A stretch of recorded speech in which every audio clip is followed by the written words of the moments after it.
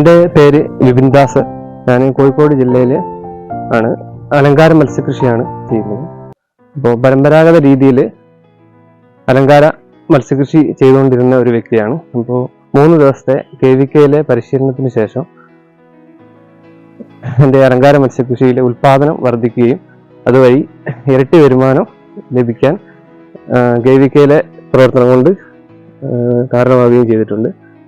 KVKയിലെ പ്രദീപ് സാറാണ് എല്ലാ സപ്പോർട്ടും തരുന്നത്. രാധാകൃഷ്ണൻ സാറ്. അങ്ങനെ എനിക്ക് KVKയിലെ പരിശീലനത്തിന് മുമ്പ് എനിക്ക് ലഭിച്ചിരുന്ന വരുമാനം ഇരട്ടിയായി വർദ്ധിക്കാൻ കാരണമായിട്ടുണ്ട്. മാസത്തിൽ ഒരു 50,000 രൂപേൻ്റെ മുകളിൽ ഇപ്പോൾ വരുമാനം നേടാൻ എനിക്ക് സാധിച്ചിട്ടുണ്ട്. ഞാൻ ചെയ്യുന്നത് അലങ്കാര മത്സ്യ കൃഷിയാണ് കൂടുതലായിട്ടും ചെയ്യുന്നത്.